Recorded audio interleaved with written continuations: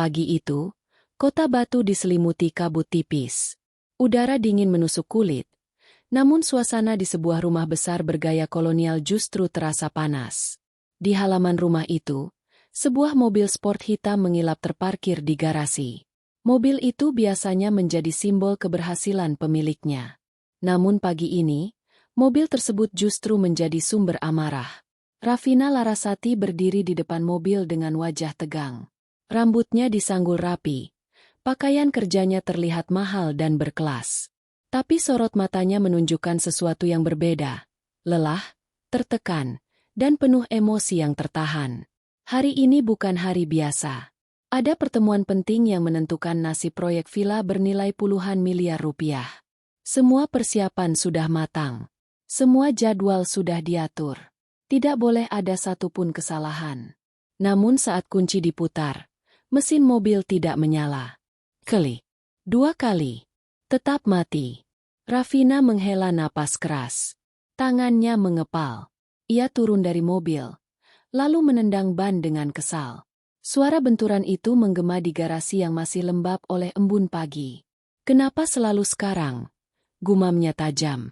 Seorang sopir dan 2 pekerja rumah tangga berdiri tidak jauh darinya. Mereka saling pandang, ragu untuk mendekat. Raffina berbalik. Matanya menyapu mereka satu persatu. Kalian ngapain cuma bengong? Bentaknya. Dipanggil dari tadi nggak ada yang beres. Tidak ada yang berani menjawab. Kepala mereka tertunduk. Bagi mereka, kemarahan Raffina bukan hal baru. Sejak tekanan bisnis meningkat, suasana rumah ini semakin sering dipenuhi suara keras dan wajah dingin. Di sisi lain halaman, Bagas sedang menyapu daun kering. Pakaiannya sederhana, celananya sedikit lusuh, tangannya kotor oleh tanah. Ia melihat ke arah garasi, memperhatikan situasi tanpa banyak ekspresi. Bagas tahu, pagi ini Raffina sedang tidak dalam kondisi baik. Ia mendekat perlahan, menjaga jarak.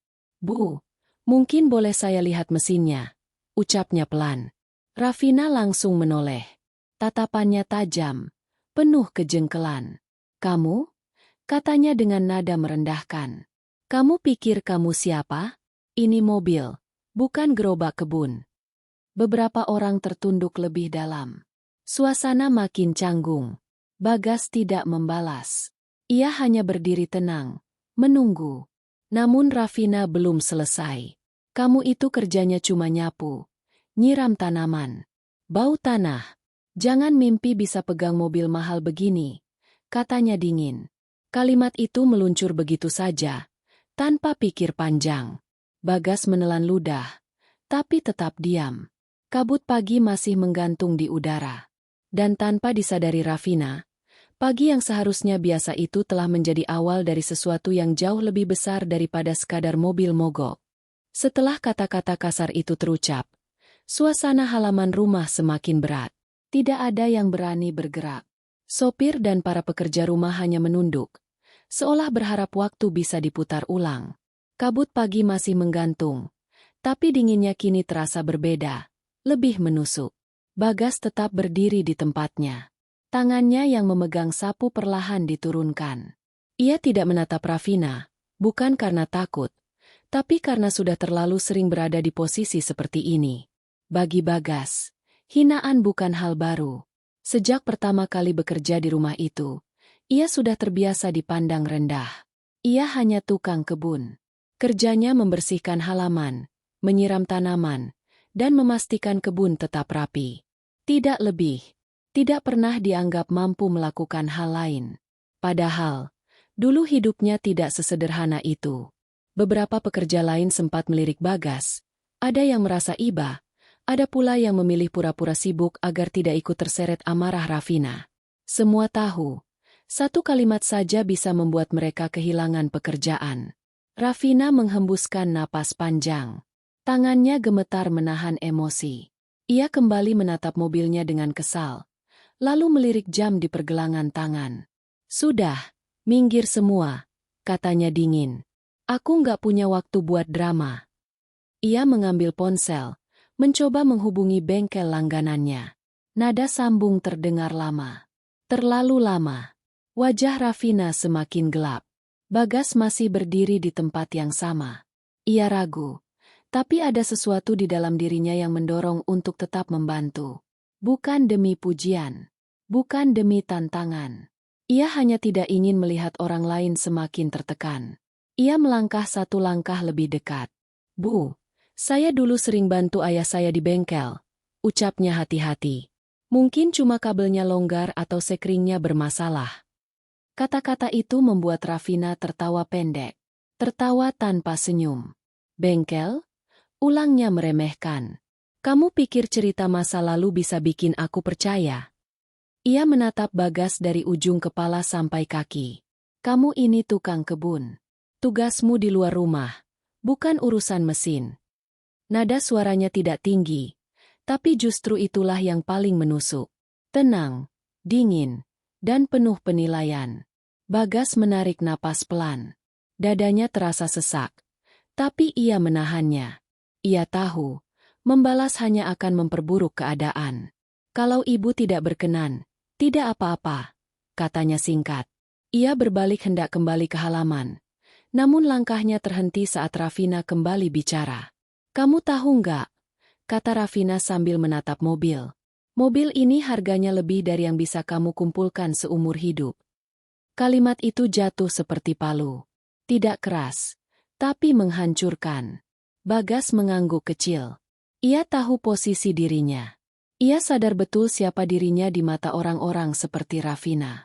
Namun jauh di dalam hatinya, ada sesuatu yang tidak ikut hancur. Harga diri yang tidak ia biarkan diinjak, meski berkali-kali diremehkan. Rafina kembali menekan ponsel. Kali ini ia membentak ke arah layar. "Ini hari terpentingku. Dan semuanya berantakan karena hal sepele." Ia memijat pelipisnya, terlihat benar-benar tertekan. Untuk sesaat, kemarahan itu bercampur dengan kepanikan yang tak ingin ia tunjukkan pada siapapun. Bagas melihat itu. Melihat bukan sebagai bawahan, tapi sebagai sesama manusia. Dan tanpa ia sadari, di benaknya mulai muncul satu pikiran sederhana. "Kalau aku bisa membantu, kenapa tidak?" Pagi itu belum selesai. Dan apa yang akan terjadi selanjutnya akan mengubah cara Rafina memandang lelaki yang selama ini hanya ia sebut sebagai bau tanah. Pagi itu terasa semakin menekan. Jam di pergelangan tangan Rafina menunjukkan waktu yang terus berjalan, sementara mobilnya masih diam tak bernyawa. Nada sambung dari bengkel akhirnya terputus. Tidak ada jawaban. Rafina menurunkan ponselnya perlahan. Rahangnya mengeras. Ia menarik napas panjang, lalu menghembuskannya dengan kasar. "Percuma," gumamnya. Bagas masih berdiri beberapa langkah di belakang. Ia tidak berkata apa-apa. Hanya memperhatikan, menunggu, seolah memberi ruang pada Rafina untuk menenangkan diri. Tapi justru sikap diam itu membuat Rafina semakin tersulut. Rafina berbalik. Tatapannya kembali mengarah pada Bagas. "Kamu masih di sini?" katanya dingin. Bagas mengangguk kecil. "Saya cuma mau memastikan, Bu, kalau masih bisa dibantu." Belum selesai kalimat itu, Rafina tertawa lagi. Kali ini lebih keras, tapi tetap tanpa kehangatan. "Kamu keras kepala, ya?" katanya. "Sudah jelas aku bilang ini bukan urusanmu." Ia melangkah mendekati Bagas. Jarak mereka kini hanya beberapa langkah. Para pekerja lain menahan napas. Tidak ada yang berani menyela. "Kamu tahu apa yang paling aku benci?" lanjut Rafina. "Orang yang tidak tahu diri. Sudah jelas posisinya di mana, tapi masih merasa mampu." Kata-kata itu diucapkan dengan tenang, tapi setiap suku katanya seperti pisau. Bagas menunduk sebentar. Bukan karena malu, melainkan sedang menahan sesuatu di dadanya agar tidak tumpah. Ia mengangkat kepala kembali. "Saya tidak merasa lebih mampu, Bu," katanya pelan. "Saya hanya ingin mencoba membantu." Kalimat sederhana itu membuat Rafina terdiam sejenak. Bukan karena tersentuh, melainkan karena merasa ditantang. Sudut bibir Rafina terangkat tipis. "Baik," katanya perlahan. "Kita buat saja jadi jelas." Ia menoleh ke arah mobil, lalu kembali menatap Bagas. "Nih, aku kasih kamu kesempatan." Semua mata langsung tertuju pada mereka berdua. "Kalau kamu bisa menghidupkan mobil ini," Rafina berhenti sejenak, memastikan setiap orang mendengar. "Aku akan menikah denganmu." Beberapa pekerja terkejut. Ada yang refleks menutup mulut. Sopir menatap Rafina dengan mata membesar. Tak yakin apa yang baru saja ia dengar. Rafina melanjutkan. Suaranya tetap datar. "Tapi kalau gagal, kamu keluar dari rumah ini hari ini juga." Tidak ada pesangon. Tidak ada alasan. Kalimat itu jatuh berat. Bukan hanya bagi Bagas, tapi bagi semua yang mendengar. Bagas terdiam. Ia tidak langsung menjawab. Pikirannya bergerak cepat. Ini bukan lagi soal membantu. Ini soal harga diri. Soal masa depannya. Soal keberadaannya sebagai manusia. Rafina menyilangkan tangan. "Kenapa? Takut?" tanyanya singkat. Bagas menggeleng pelan. "Tidak, Bu." Ia menatap mobil itu. Sebuah mesin mahal, rumit, dan jelas bukan mainan. Namun di balik kilapnya, bagi Bagas, mesin tetaplah mesin. Prinsipnya sama seperti yang dulu ia pelajari dari ayahnya. "Kalau ibu mengizinkan," kata Bagas akhirnya, "saya akan mencoba." Rafina tersenyum sinis. "Silakan. Tapi jangan lama-lama. Waktuku mahal." Bagas berjalan ke arah mobil. Langkahnya tenang, meski jantungnya berdetak lebih cepat. Ia membuka kap mesin perlahan. Udara dingin bercampur bau logam langsung menyergap. Ia memperhatikan dengan saksama. Kabel, sekring, sambungan. Tangannya bergerak hati-hati, penuh perhitungan. Rafina berdiri beberapa langkah di belakang, mengawasi dengan tatapan penuh keyakinan bahwa lelaki itu akan gagal. Di benaknya, tantangan ini hanyalah cara cepat untuk menyingkirkan orang yang dianggap terlalu berani melampaui batas. Tidak ada yang berbicara. Hanya suara napas dan gesekan kecil dari mesin. Pagi itu, tanpa disadari siapapun, sebuah garis telah dilintasi. Dan apapun hasilnya nanti, hidup mereka tidak akan kembali sama. Bagas berdiri di depan mesin mobil dengan posisi sedikit membungkuk. Kap mobil terbuka lebar. Tangannya berhenti sejenak di udara, seolah memastikan pikirannya tenang sebelum bergerak lebih jauh. Ia tahu, satu kesalahan kecil saja bisa menjadi akhir dari segalanya. Ia menarik napas dalam-dalam. Ingatan tentang ayahnya muncul begitu saja. Tentang bengkel kecil di pinggir jalan desa. Tentang bau oli, suara mesin tua, dan nasihat sederhana yang sering diucapkan ayahnya. "Mesin mahal atau murah sama saja. Yang penting kau sabar mendengarnya." Bagas mulai bekerja. Ia menyentuh beberapa kabel dengan hati-hati. Meraba sambungan yang terasa sedikit longgar. Jemarinya bergerak pelan, tapi pasti. Ia tidak terburu-buru, meski waktu terus berjalan. Di belakangnya, Rafina berdiri dengan tangan bersedekap. Tatapannya tajam, penuh keyakinan bahwa apa yang dilihatnya hanyalah sandiwara singkat sebelum kegagalan. "Jangan lama-lama," katanya dingin. "Aku tidak punya waktu menonton ini." Bagas tidak menjawab. Fokusnya tidak boleh pecah. Beberapa pekerja lain berdiri agak jauh. Mereka saling pandang, tidak berani mendekat, tapi juga tidak sanggup berpaling. Ada rasa tegang yang tidak pernah mereka rasakan sebelumnya. Seolah sesuatu besar sedang dipertaruhkan. Bagas memeriksa sekring satu persatu. Salah satunya terlihat tidak terpasang dengan sempurna. Ia mengernyit kecil. Perlahan, ia membenarkan posisi sekring itu, lalu memastikan kabel di sekitarnya terhubung dengan baik. Tangannya sedikit bergetar. Bukan karena takut gagal, tapi karena sadar betapa besar akibat dari apa yang sedang ia lakukan. Ia mundur selangkah. "Bu," katanya pelan tanpa menoleh. "Boleh dicoba sekarang?" Rafina terdiam sejenak. Ia tampak ragu, lalu mendengus kecil. Dengan langkah cepat dan penuh kesal, ia masuk ke dalam mobil. "Kalau ini buang-buang waktuku," katanya sambil memutar kunci. "Kamu tahu akibatnya." Kunci diputar. 1 detik berlalu. 2 detik. Mesin menyala. Suara halus namun jelas terdengar, memecah kesunyian pagi. Getaran lembut terasa dari bodi mobil. Lampu indikator menyala normal. Untuk sesaat, tidak ada yang bergerak, tidak ada yang berbicara. Rafina membeku di kursi kemudi. Tangannya masih menggenggam kunci. Matanya menatap lurus ke depan. Wajahnya yang tadi penuh amarah kini berubah kaku, seolah tidak percaya dengan apa yang baru saja terjadi. Para pekerja saling pandang. Ada yang menelan ludah. Ada yang tanpa sadar menghela napas lega. Bagas berdiri diam. Ia tidak tersenyum. Tidak bersorak. Ia hanya menatap mesin itu sejenak, memastikan semuanya benar-benar normal. Rafina keluar dari mobil dengan gerakan kaku.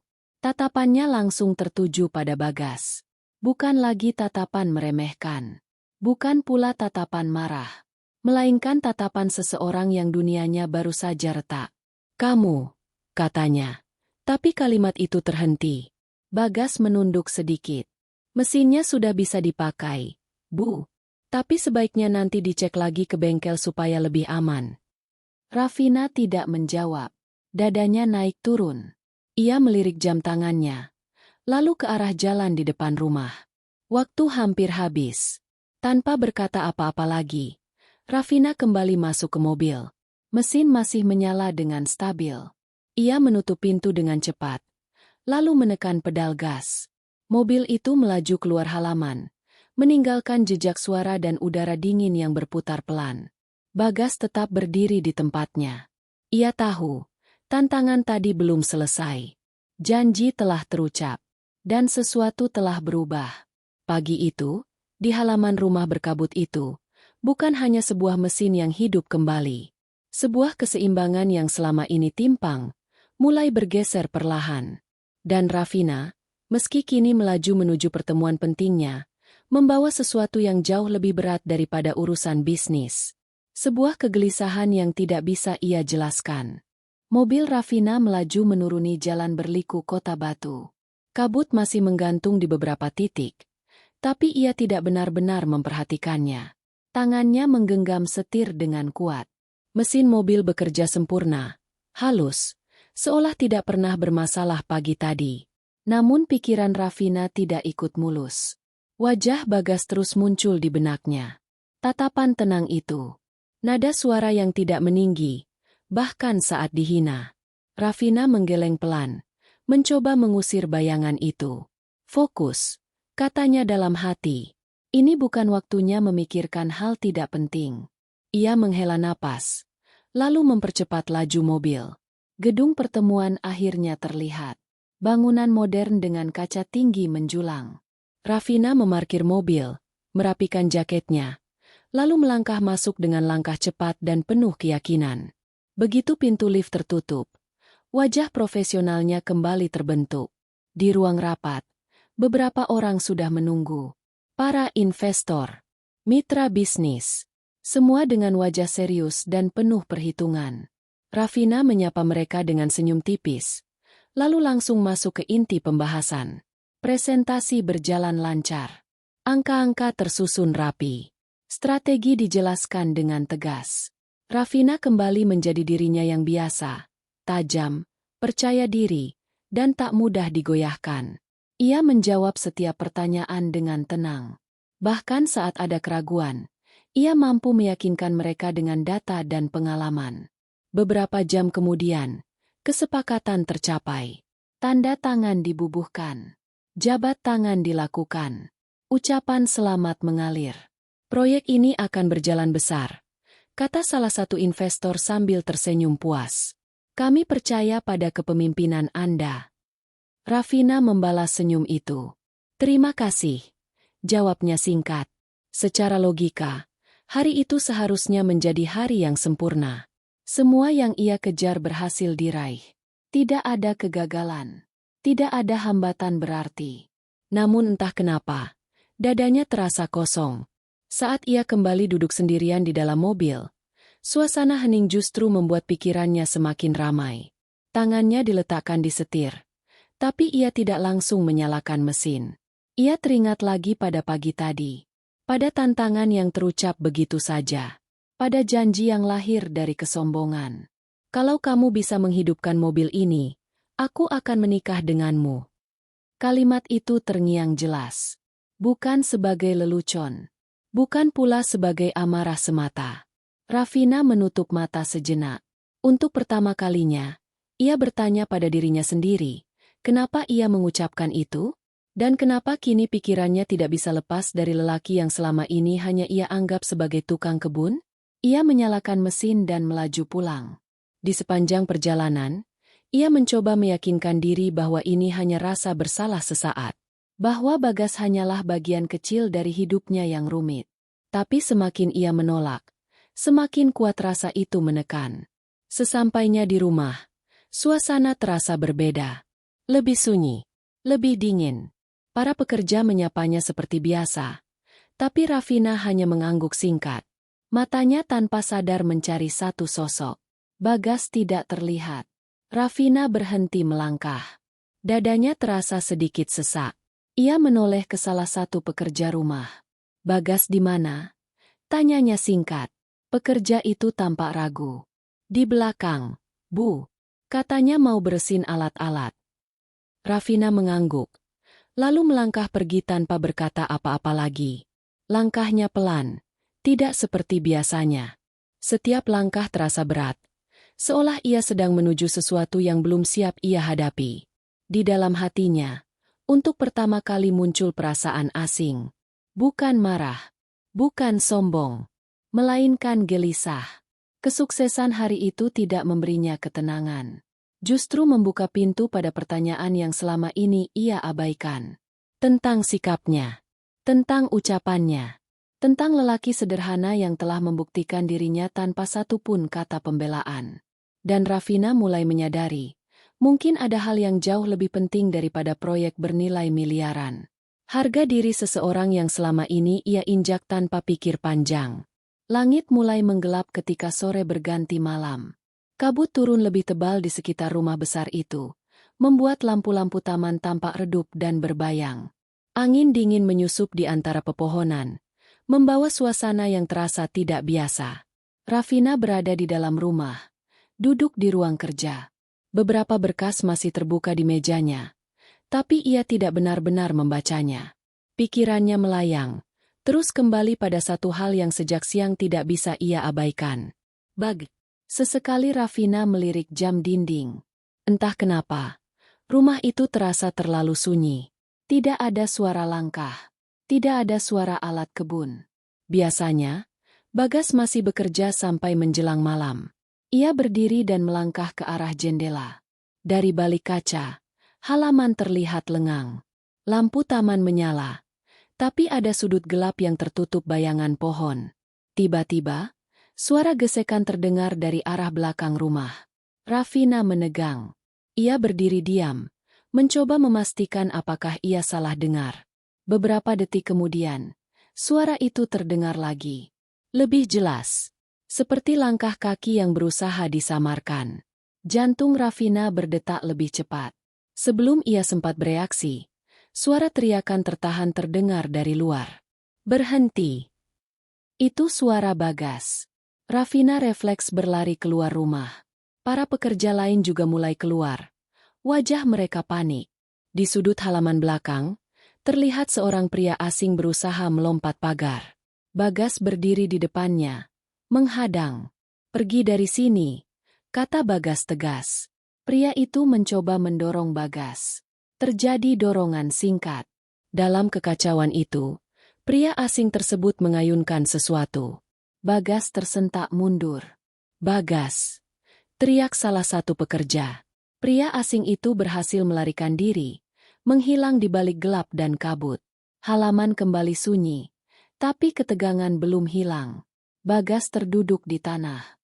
Tangannya memegang lengan kiri yang berdarah. Rafina membeku beberapa langkah dari sana. Matanya terpaku pada darah yang mulai membasahi lengan baju kerja Bagas. "Apa yang kamu lakukan?" Suara Rafina keluar pelan, hampir bergetar. Bagas menoleh. Wajahnya pucat, tapi ia berusaha berdiri. "Tidak apa-apa, Bu," katanya singkat. Orangnya sudah pergi. Rafina melangkah cepat mendekat. Tidak apa-apa? Ulangnya. Kali ini lebih keras. Kamu terluka. Bagas tersenyum tipis. Senyum yang terasa dipaksakan. Cuma luka kecil. Rafina langsung memerintahkan salah satu pekerja mengambil kotak P3K. Tangannya sendiri gemetar saat ia membantu membuka kain yang menutupi luka itu. Darah masih mengalir pelan. Untuk pertama kalinya, Rafina benar-benar melihat Bagas. Bukan sebagai tukang kebun. Bukan sebagai bawahan. Melainkan sebagai seseorang yang barusan mempertaruhkan dirinya. Kenapa kamu melakukan itu? Tanya Rafina. Suaranya lebih rendah. Kamu bisa saja lari. Bagas terdiam sejenak. Ini rumah ibu. Jawabnya sederhana. Tugas saya menjaga. Kalimat itu menghantam Rafina lebih keras daripada hinaan apapun yang pernah ia ucapkan. Dadanya terasa sesak. Ia teringat semua kata-kata kasar yang ia lontarkan pagi tadi. Semua pandangan rendah yang ia berikan. Padahal laki ini tetap berdiri di depan bahaya demi rumahnya. Setelah luka dibersihkan dan dibalut, Bagas duduk diam. Ia tidak mengeluh, tidak menuntut apa-apa. Seolah kejadian itu hanyalah bagian dari kewajiban. Rafina berdiri di depannya cukup lama. Ia ingin mengatakan sesuatu, tapi kata-kata terasa tertahan di tenggorokan. Malam itu, Rafina tidak kembali ke ruang kerjanya. Ia duduk di ruang tamu, menatap kosong ke arah halaman. Pikirannya penuh tentang keberanian, tentang kesetiaan, tentang betapa salahnya ia menilai seseorang hanya dari penampilan dan pekerjaan. Untuk pertama kalinya, Rafina merasa malu pada dirinya sendiri. Bukan karena gagal, bukan karena kalah, melainkan karena baru menyadari ada martabat yang selama ini ia abaikan. Dan itu ada pada lelaki yang selama ini ia hina tanpa ragu. Malam itu menjadi titik balik. Bukan dengan kata-kata besar. Bukan dengan pengakuan langsung. Tapi dengan satu luka yang membuka mata Rafina. Bahwa harga diri tidak pernah bisa dibeli dengan kekayaan. Malam itu terasa lebih panjang dari biasanya. Jam dinding terus berdetak. Namun Rafina merasa waktu berjalan lambat. Ia masih duduk di ruang tamu. Lampu tidak terlalu terang, hanya cukup untuk menerangi ruangan yang kini terasa kosong. Bayangan kejadian sore tadi terus berputar di kepalanya. Darah di lengan Bagas. Nada suaranya yang tetap tenang. Kalimat sederhana yang diucapkan tanpa beban. Tugas saya menjaga. Rafina menutup mata. Dadanya terasa berat. Untuk pertama kalinya dalam hidupnya, ia tidak bisa menyalahkan siapapun selain dirinya sendiri. Tidak ada lawan bisnis. Tidak ada kesalahan strategi. Tidak ada angka yang meleset. Yang ada hanyalah sikapnya sendiri. Ia teringat pagi tadi. Nada bicaranya yang dingin. Kata-kata yang melukai tanpa pikir panjang. Bau tanah. Tidak tahu diri. Tidak pantas menyentuh mobil mahal. Semua kalimat itu kini terdengar kembali. Lebih keras dari sebelumnya. Rafina mengusap wajahnya dengan kedua tangan. Ada rasa perih di dadanya yang tidak bisa ia jelaskan. Ia berdiri perlahan. Langkahnya membawa Rafina ke arah belakang rumah. Ke bangunan kecil tempat Bagas biasa beristirahat. Lampu di sana masih menyala redup. Rafina berhenti sejenak di depan pintu. Ragu untuk mengetuk. Ia menarik napas dalam. Pintu diketuk pelan. Tidak lama kemudian, pintu terbuka. Bagas berdiri di sana. Lengan kirinya sudah diperban rapi. Wajahnya tampak lelah. Tapi sorot matanya tetap tenang seperti biasa. Ibu? Katanya sedikit terkejut. Rafina menatapnya. Untuk beberapa detik, ia tidak mampu berkata apa-apa. Semua kata yang ingin ia ucapkan terasa kecil dibandingkan rasa bersalah yang memenuhi dadanya. Aku. Rafina berhenti sejenak. Aku mau bicara. Bagas mengangguk pelan dan mempersilakan Rafina masuk. Ruangan itu sederhana. Tidak ada kemewahan. Hanya ranjang kecil, kursi kayu, dan beberapa peralatan kerja.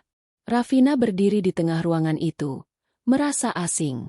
Ini dunia yang selama ini tidak pernah ia lihat, meski berada begitu dekat dengannya. Aku sudah memikirkan semuanya, kata Rafina akhirnya. Suaranya lebih rendah dari biasanya. Cara bicaraku, sikapku, ucapanku. Bagas diam, mendengarkan. Aku salah, lanjut Rafina. Bukan cuma hari ini, tapi sejak lama. Kalimat itu keluar perlahan, tapi jelas. Tidak ada nada menyalahkan keadaan. Tidak ada pembenaran. Aku merendahkan kamu, menghinamu, menganggapmu tidak berarti hanya karena pekerjaanmu, katanya lagi. Dan hari ini, kamu justru berdiri di depan bahaya untuk rumahku. Rafina menundukkan kepala. Maafkan aku, Bagas. Kata itu akhirnya terucap. Bukan dengan dramatis. Bukan dengan air mata berlebihan. Tapi dengan ketulusan yang selama ini tidak pernah Rafina tunjukkan pada siapapun. Bagas terdiam cukup lama. Rafina sempat mengira ia tidak akan menjawab. Saya tidak menyimpan dendam, Bu, kata Bagas akhirnya. Saya juga tidak melakukan itu untuk dibalas. Kalimat itu membuat mata Rafina terasa panas. Bukan karena sedih, tapi karena merasa semakin kecil di hadapan kesederhanaan sikap Bagas. Aku tahu, jawab Rafina pelan. Justru itu yang membuatku sadar. Ia mengangkat wajahnya. Kamu lebih terhormat daripada banyak orang yang pernah aku kenal. Bagas menunduk. Sedikit tidak nyaman mendengar itu. Saya cuma melakukan apa yang seharusnya. Rafina mengangguk. Tapi aku tidak. Malam itu, tidak ada janji besar. Tidak ada keputusan tergesa-gesa. Hanya dua orang yang duduk berhadapan, masing-masing dengan kesadaran baru tentang arti martabat dan harga diri. Saat Rafina keluar dari ruangan itu, langkahnya terasa lebih ringan, meski hatinya masih penuh. Ia tahu, permintaan maaf tidak menghapus semuanya. Tapi setidaknya, itu adalah awal. Awal untuk berubah.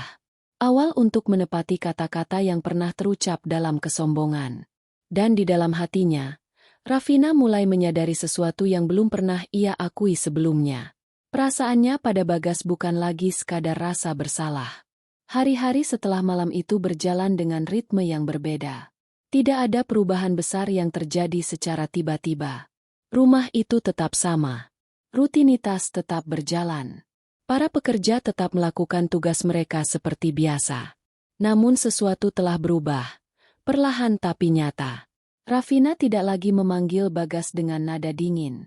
Tidak lagi memerintah tanpa menatap wajah. Kadang ia berhenti sejenak saat Bagas bekerja. Sekadar bertanya apakah lukanya sudah membaik. Pertanyaan sederhana yang dulu tidak pernah terlintas di pikirannya. Bagas tetap seperti biasa. Tetap tenang. Tetap bekerja tanpa mengharap lebih. Ia tidak berubah sikap hanya karena permintaan maaf Rafina. Justru itu yang membuat Rafina semakin yakin, ketulusan Bagas tidak lahir dari keadaan, tapi dari prinsip hidupnya. Beberapa minggu berlalu.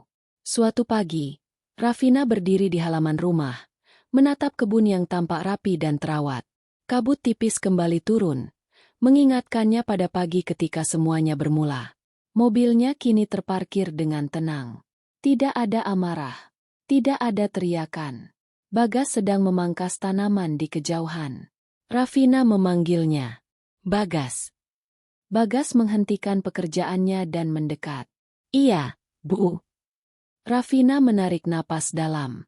Ia menatap lelaki itu, bukan sebagai majikan, bukan sebagai atasan, tapi sebagai seseorang yang telah mengubah caranya memandang hidup. Aku pernah mengucapkan sesuatu, kata Rafina pelan. Sesuatu yang lahir dari kesombongan. Bagas mengangguk kecil. Ia tahu apa yang dimaksud. Aku tidak ingin menepatinya karena terpaksa, lanjut Rafina. Aku ingin menepatinya karena aku memilih. Ia berhenti sejenak, memastikan suaranya tidak bergetar. Aku ingin menepati janjiku. Jika kamu bersedia. Bagas terdiam. Wajahnya tidak menunjukkan keterkejutan berlebihan. Ia hanya menunduk sejenak, berpikir. Bagi Bagas, keputusan seperti ini bukan hal ringan. Ia tidak ingin menjadi pelarian.